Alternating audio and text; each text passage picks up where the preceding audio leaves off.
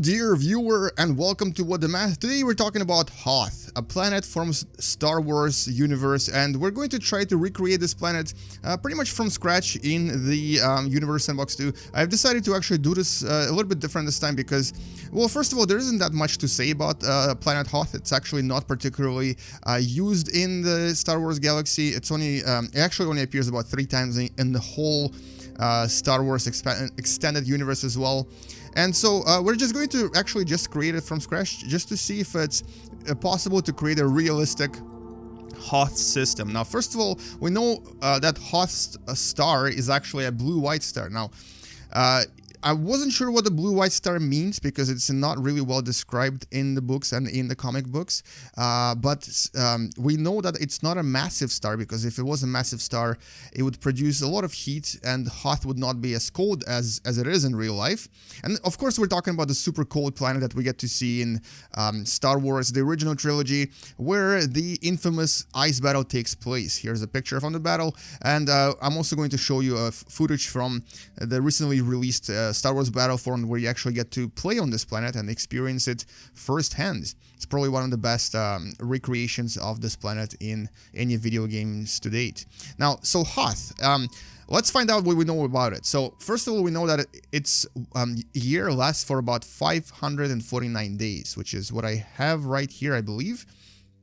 1 year, and it has elliptical eccentric orbit, so its orbit should be more eccentric than normal. So this is it has an eccentricity of 0.2. I think that's pretty eccentric, pretty elliptical. And the current year stands at, let's switch to days, 549. Perfect. So that I got right.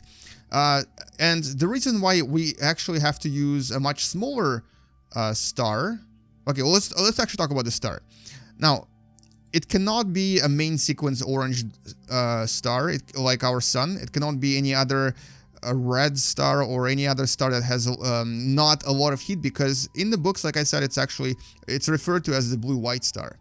And for this to be a blue-white star, it actually has to most likely to be what we call a white dwarf. Basically, a star that has undergone its nova and released its outer shell and became a white dwarf. Now, the closest star that we know to us in real life is actually Sirius. This is what this star is based on. It's based on Sirius B. So here I'm going to show you what Sirius B looks like. And so this is Sirius B in comparison to my Hoth star. Basically, it has very similar mass to our sun, but its radius is about radius of our planet Earth. So it's much more compact, much more dense. It's about 6,000 kilometers in radius, as opposed to our sun, which is something like 700,000 kilometers. So it's about over 1,000 times smaller in size. Now, white dwarfs are, first of all, they're small. They have really long lifespans, but they don't produce enough heat. So, which is why that would explain why our Hoth system is much colder. Now, this is what I was going to show you in comparison. This is Rigel.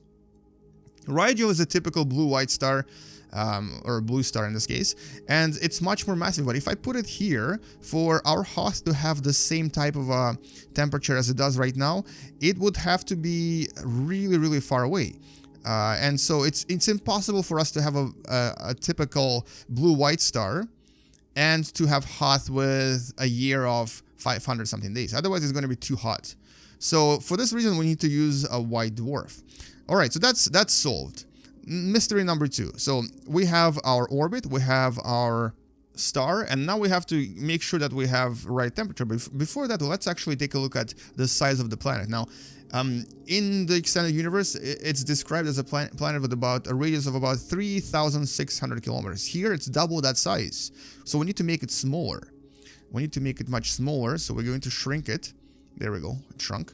And here's the other thing. Well, first of all, we know that it's 1 day on this planet lasts for 23 hours. So we'll change that in motion. We'll make it rotational period 23 hours, and that's fine. That's not a big deal. But the big deal here is that we also know that its gravity is actually a little bit higher than that on Earth. Its gravity is 1.1 times the gravity on Earth, but in this case, it's only 25%. So that's not really going to add up because this planet is much smaller. So how can it have higher gravity? Well, that's when materials come in handy. It's very likely that this planet contains some ridiculously heavy metals on the inside. Now, even if I make this entire planet just consist of iron, nothing else but iron, it will still not have the necessary surface gravity. Oh, actually, I need to change the size again. It shrunk a little bit. Here we go. Its surface gravity, even with just metal, is only 1.03 gravity of Earth.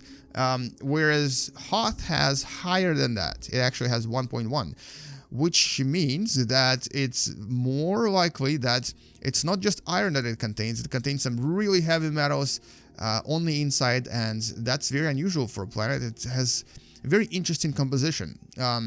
Obviously, we're not sure what it is, but it's very likely to be something more heavy than iron, which may suggest that that this system is actually one of the older systems in the Star Wars galaxy, because it contains some really heavy metals that are actually really difficult to create and only occur after a very massive supernova, and possibly even more than one supernova. So it's very likely that this is actually a pretty ancient, pretty old area of the Star Wars galaxy. So anyway, we have our size, we have our gravity.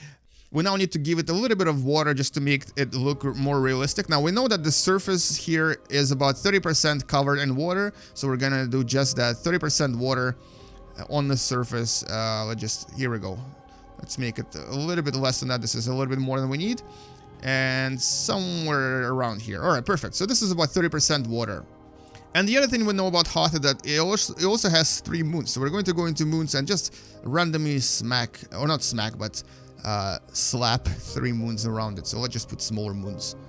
Now let's actually see what everything looks like from the moon number 3. So this is what it looks like if you're standing on the surface of moon 3 and you're looking into the sky and you see Hoth and the 2 other moons. All right, so that's all pretty good so far. Now, the other thing we know about the Hoth system is that Hoth is actually the last planet. It's planet number 6. So there's actually 5 more planets that are also uninhabited and also very desolate and very scary looking around the star called Hoth. So we're going to actually place 5 more random rocky planets that will be orbiting around this star, and we don't really know their names, so all of these names are randomly generated. And here we go. Let's see if their orbits are as they should be. Perfect. So Hoth is number 6. So that's what Hoth system looks like, except of course for the most important part that is actually shown to us in the movies. Now, what we know about Hoth is that on the outskirts, right after Hoth, it has a relatively large asteroid field that was, according to the books, formed because there were actually 2 other planets outside somewhere here that smacked into each other and created this asteroid belt. This asteroid belt has a name as well. It's actually, I believe it's called Hoth asteroid field. So we're actually going to do the following. We're going to first of all add an asteroid field right around Hoth, and here we go. So maybe a little bit too far, but that's okay. And we also are going to place just one little slightly larger asteroid so that we actually can name this afterwards. Somewhere around here, and let's name it Hoth asteroid field. And here we go. So here's our asteroid field. And this is actually what you see in the movie when Han Solo is escaping from this planet and he actually tries to escape the Galactic Imperial forces, and he hides somewhere inside the rock and then realizes that the rock is actually a very big worm. Or not the rock, but the actual cave inside the rock is a very big worm. And what's really interesting is that this asteroid field is mentioned a lot more than planet Hoth. As a matter of fact, this asteroid field is apparently famous for smuggling and for all kinds of illegal activities because it's so easy to hide there. So many smugglers, just like Han Solo, and this is actually where he knows this belt from his earlier days as a smuggler, that this is a place for illegal stuff to do, and this is where you can easily hide from any kind of Imperial activity as well. And so this is what the actual system looks like. Let's just enable orbit so we can see all of them. And here we go. Hoth is on the outskirts. It has 3 moons. Then there's 5 more planets. A star is in the middle. It's a blue-white star. And there's a Hoth asteroid field around them. So this is what it looks like, or it should look like in real life. And if actually one thing we forgot to see is if the temperature of Hoth What's happening to my moons? My moons are acting funny. That's okay. The temperature of Hoth should be between -32 and -60 degrees Celsius. Now, surface pressure should not be that high. We're going to decrease it a little bit. Let's see if this is going to stabilize. If we take it to -60, it should stay at -60. And okay, it's going down a little bit. Can we go at -70? Perfect. -70. That's good enough. So the average temperature is -70, which is maybe a little bit colder than the real Hoth. And we can change that by increasing the surface pressure a little bit. But this is what Hoth would be like in real life. So here you have really, really cold days, really, really cold nights.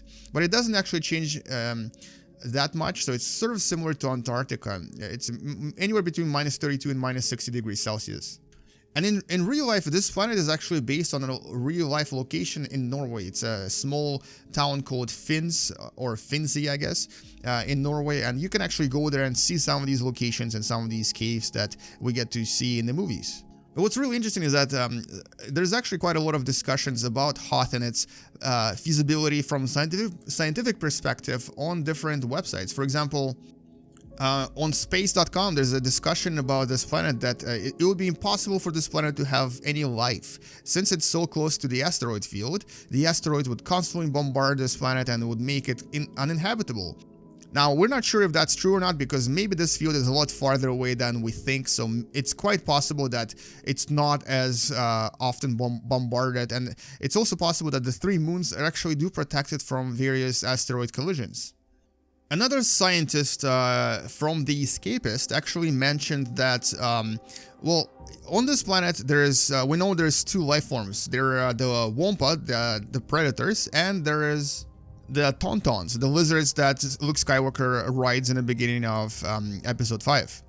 And in order for these creatures to evolve, there has to be some sort of a plant that they have to basically eat. Specifically, the Tauntauns will have to survive on something. And we know that this planet also has something called lichen. Basically, it's a plant-like or a fungi-like life that is consumed by many other creatures on this planet. Now, the thing is, on our planet, we have lichen as well. And usually in the winter, it's eaten by different animals, and that's how many animals survive in the winter. But in the summer, lichen gets a chance to reproduce and to basically increase its numbers, and that's how it sustains itself. Now, here on this planet, it's always winter. So this particular person, I believe his name is CJ Miozi, mentioned that, well, it's impossible for these creatures to live then. If lichen doesn't get a chance to recreate itself or to reestablish its own numbers, what will happen to the fauna and all of the animals that actually consume lichen? And so there's got to be something else going on. So it's very possible that somewhere deep on the inside of this planet, there's quite a lot of different warm locations where lichen gets to basically reproduce, and then it kind of spreads throughout the rest of the planet. So it's possibly a very, very complex biosphere and a very, very complex life structure on this planet, because there's not just 2 species. There's actually quite a lot of species on this planet, and some of them are actually quite famous in the Star Wars universe, extended universe books. Specifically, one of the creatures is responsible for protecting something called Lumni Spice, and Lumni Spice is a very, very expensive spice that is only found on several planets in the Star Wars galaxies, and one of those planets is Hoth. And specifically here in the crevices along the equator, there's quite a lot of hidden spice that is actually mined by various adventure seekers, because apparently it's very, very dangerous to try to get it, and a lot of people would actually kill for this spice as well. But anyway, let's actually take a look at some of the surface features of this game by looking at the Star Wars Battlefront, the recently released game. This is actually a trailer. And so this is essentially what the game looks like and what the surface of this planet looks like. It's essentially a very cold, very wintry place. And what's interesting about this planet is that, like I mentioned before, it does have a very active ecosystem. So here we have plants that are being eaten by smaller animals, and smaller animals that are being eaten by larger animals. And on top of all of these animals is, of course, the infamous Wampa, which we get to see in one of the Star Wars movies when it tries to attack and eat Luke Skywalker. And if you're actually interested, apparently this Wampa that has its arm cut off by Luke Skywalker does survive. And as a matter of fact, in one of the extended universe books, Luke Skywalker actually meets this Wampa again, something like 12 years afterwards. So apparently it's still alive, still kicking around, and actually it is quite successful as well, because it ends up, I believe it ends up attacking and killing various hunters that try to hunt Wampas on this planet. And apparently hunting Tauntauns and hunting Wampas is actually a very popular sport on Hoth. And apparently in the extended universe, due to overhunting, the Tauntauns and the Wampa actually become endangered, and the Galactic Federation of Free Alliances passes the legislation basically protecting these creatures because they almost go extinct. And even though this planet is not very well known during Luke Skywalker time, it has actually been previously known in the Old Republic, and there were actually two really big battles here between the Jedi and the Sith, and many different ships and many different vessels that they used during this battle crashed on Hoth and are still somewhere there covered by all the snow, so nobody ever got to recover them. But following the galactic civil war that we get to see in the movies, and following the destruction of the AT-ATs that are destroyed by the rebels, there's actually many scavengers that do come to this planet to try to scavenge the scraps from these AT-ATs and sell them to various merchants, because obviously AT-ATs are state-of-the-art military technology at that time, and they cost quite a lot. And one thing that actually is not mentioned in the movies but is kind of interesting is that when the rebels found the base on this planet, it actually is there for only about a year. So within a year, the Empire actually is able to locate them using their intergalactic drones, and once they discover them, they basically launch the attack and destroy their base. And all of this happens about 3 years after the destruction of the first Death Star. And I think that's all I wanted to mention about this cold but beautiful planet called Hoth. And I really hope you enjoyed this video, and if you did, please like it and also subscribe to this channel if you still haven't. Don't forget to share this video with people that you think will like to learn more about Star Wars universe or want to actually see how you can recreate a Star Wars universe planet in Universe Sandbox 2. Thank you so much for watching, and as always, game you later and see you in the next video. Bye bye.